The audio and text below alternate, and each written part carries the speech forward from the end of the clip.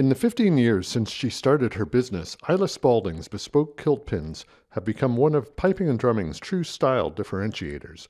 In a sea of uniform similarity, her unique custom and often quirky designs have set kilt wearers apart with a small and subtly distinct statement of their individuality.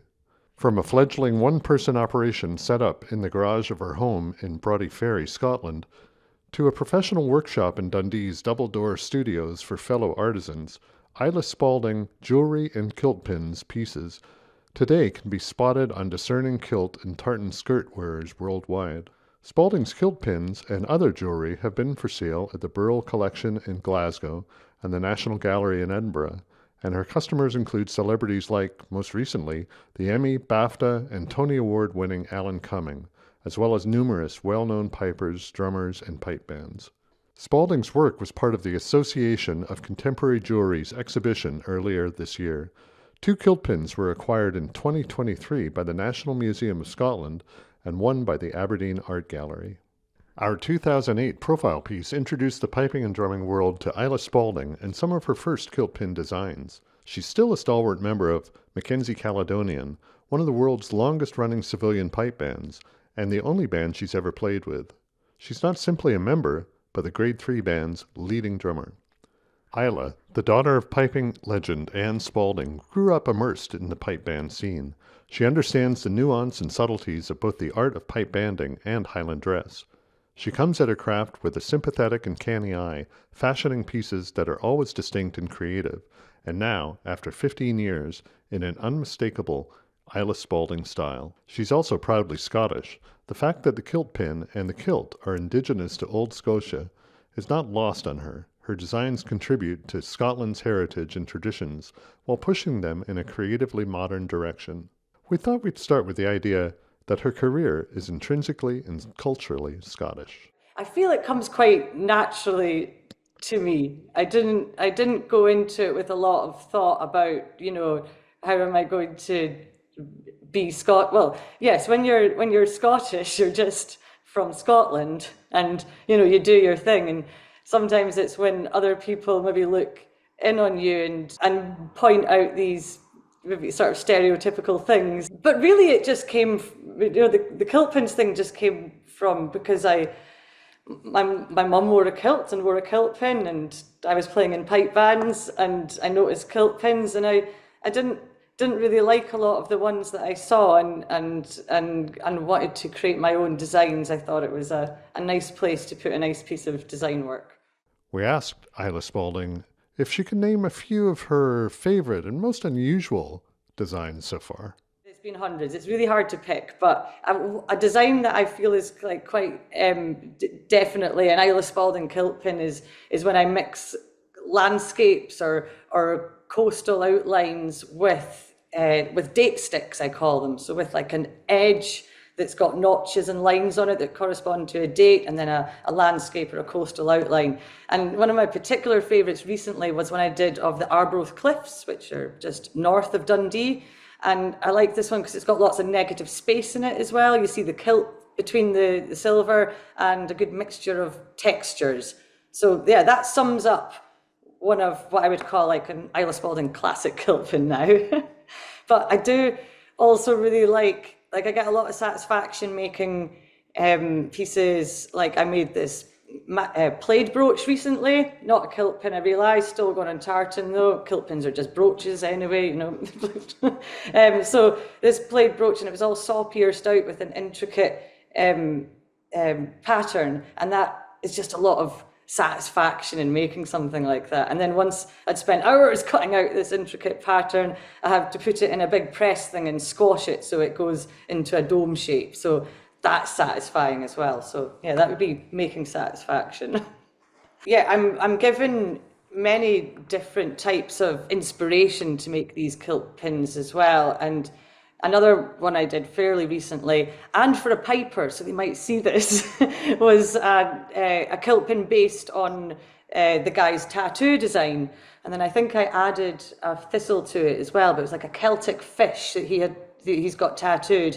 So I turned that into a kilt pin. And I quite like that similarity between tattoos and bespoke jewellery as well.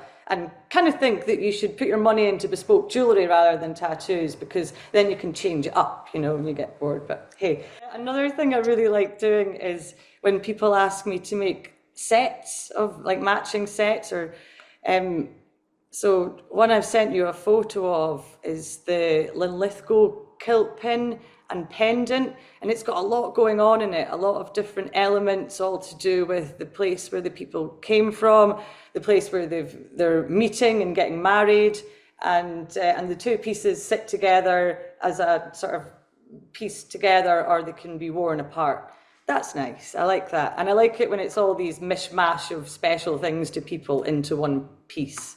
Another recent one, also for a piper, which is the Asan and Chanter kilt pin. So it's got, instead of the date stick, it's got like a curved chanter shape down the centre of it. And then the music that's lasered into it is in the guy's own handwriting. So he composed the tune and wrote out the score, and then I got it laser engraved into the piece. So. And then some of my one-off designs, you might have, if anyone's like, you know, following my Instagram out there or came to see me at Piping Live at the trade show, then they'll have seen my bagpipe drone kilt pins, which is a sort of series that I'm working on, kind of 1 or 2 kilt pins at a time. They're all one-off pieces. They all have a bit of bagpipe drone wood in them. The overall shape is inspired by the bagpipe, with curves and like prongy sticking out bits that are kind of like drones, and each one I'm naming after what you call it? Sorry, I'm a drummer. A bagpipe embellishment. So the first one I made was called the Turluth. Then I've made the Tackham, and then I was taking votes at Piping Live for the next one, and what got voted was the D Throw is the next design. So I'll be making that soon, and I'll video it or put it on my social media or something. Yeah, another couple of pieces I've been working on recently are one-off pieces again. One's a kilt pin and one's a brooch, and they're sort of show pieces for me. So I exhibited one of them recently in a touring exhibition, and the pair of them are going to be exhibited very soon, in a couple of weeks, at Dundee Design Festival, which is a big international festival in Dundee, and there's lots of designers from all over Scotland have given them work, and it's all going to be exhibited in the old Michelin tire factory in Dundee. So that's all very exciting. And they have stone in them, agate in them, that is from Balmerino, which is just across the water from the Tay, which is the river here in Dundee. So I really like that local stone thing, and knowing where the stone comes from. I think that's really special, and they're so unique. Another one of my favourites, and I think for how it looks and for making it, is the National Flower kilt pins I make. So these are made to order designs. Sometimes I have them in stock, and they're a combination of flowers. So quite often it's a thistle and maybe a rose, or a thistle and a shamrock, a thistle and a fern. And they've been really popular recently. A lot of people like them for weddings, when it's a union of a couple from 2 different places. The most unusual kilt pin I've probably made is down to its challenges and its materials.